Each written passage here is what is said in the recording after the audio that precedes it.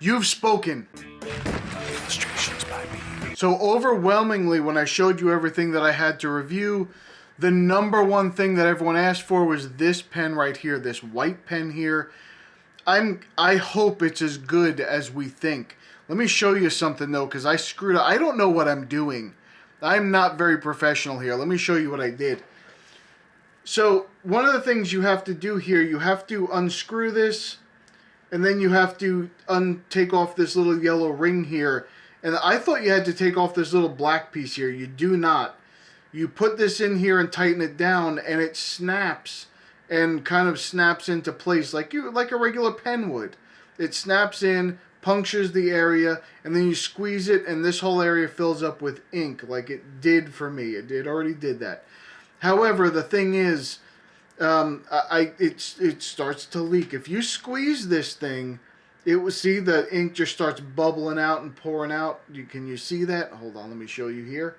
Let's see if I can get this to focus on it. So you squeeze this thing and the ink just starts, there you go, just starts bubbling out, and then it falls all over the place. So I don't want to do that. I would prefer not to. It seems like, and then it just globs on the end there. But anyway, the ink seems very opaque. I don't know how it's going to work on the paper. We'll see how that goes.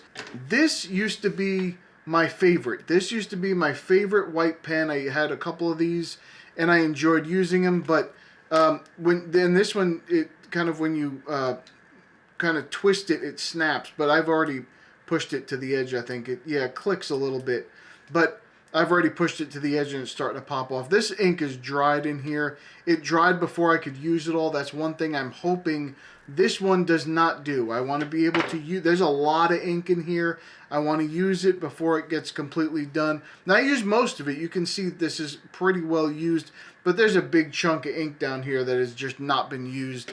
And it's terrible that it hasn't been, because I don't want to waste it, but I'm going to have to. This is also the Zig. So I think it might be the same exact ink. I have no idea. I have no idea what's happening here. So what I'm going to do is I'm going to take this pen here. I'm going to do where I do the wash, and then I put in the big dark shapes around it. And then I'm going to decorate those shapes with a white pen and see if it works. I hope it does. I hope this can turn into my new favorite white pen. That's what I would love to happen. I don't know if it will, but I would love if it did happen. You never know. As artists, what we do is we deal with things. That's what happens. We never know, especially if it's not a precise thing. You have like paint bristles, and you have ink going through something, and you have watercolor. Those things are not always very predictable. Sometimes we just have to do with what we have. And we deal with it. It happens on the paper. We deal with it, and sometimes we love it, and sometimes we hate it. And sometimes you say, hey, I want to do that again, and it's hard to replicate. But because it was an accident to begin with, that's okay. We got to worry about that kind of stuff, and that's something that you do have to worry about. Not just me. It's not just me worrying about that one. You're worrying about it too. But I will use this to the best of my ability, and hopefully it works. Hopefully it answers the questions that you have asked about it. It seems to be extremely opaque. It seems to be almost like an acrylic ink almost. I don't know if it says water-based pigment, but acrylic is. So who knows what it is? I have no idea. It's the Zig. I think it's the same thing as this little one. I think it's the same ink on the inside. And that was my favorite one because of how opaque it was. And this one seems to be opaque. So we'll see, but it dried out prematurely, and I don't know if this one will.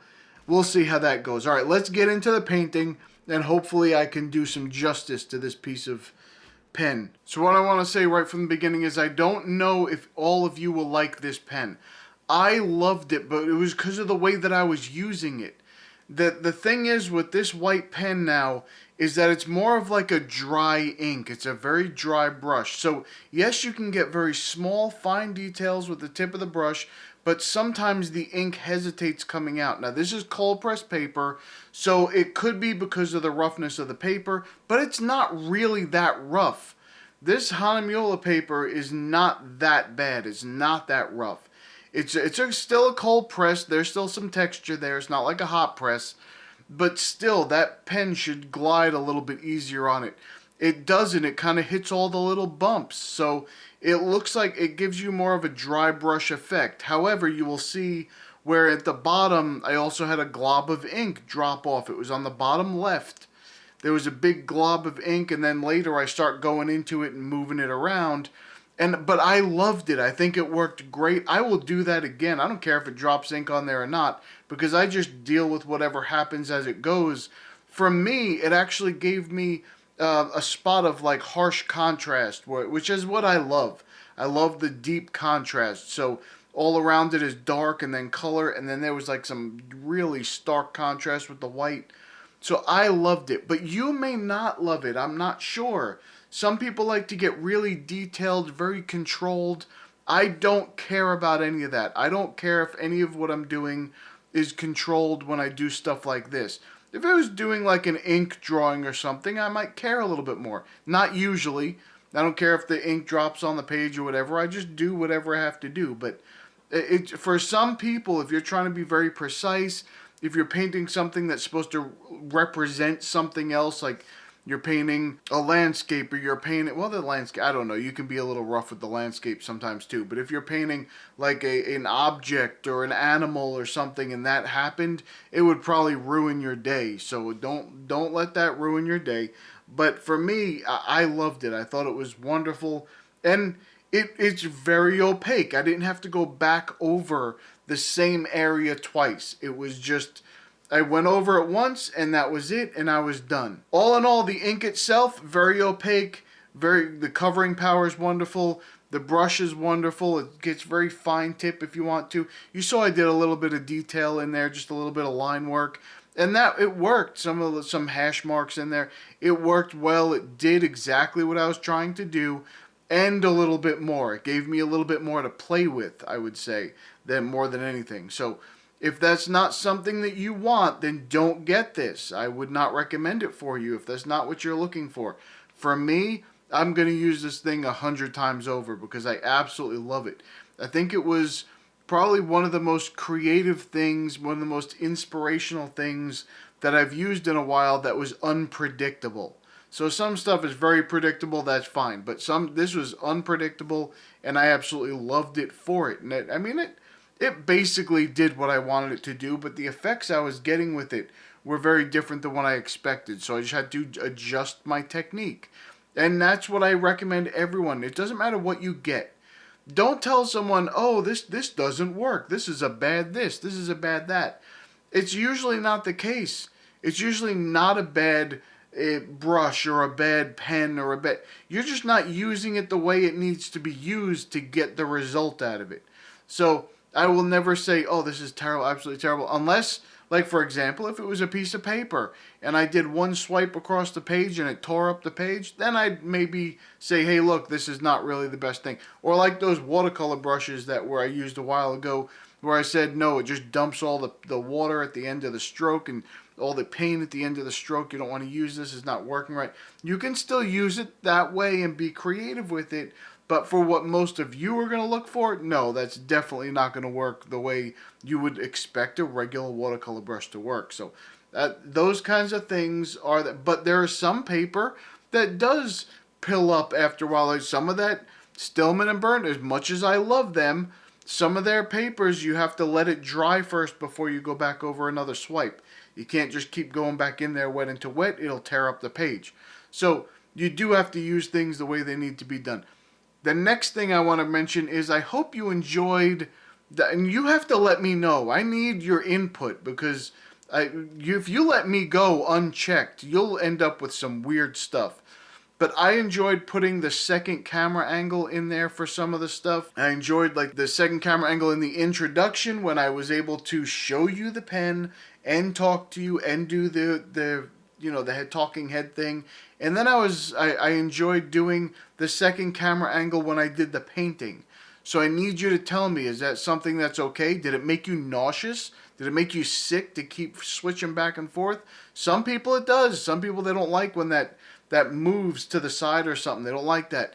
I would just like to know, because I don't want to keep doing things that everybody hates. I would hate to do that, even if I think it's interesting. I don't want to do that to you.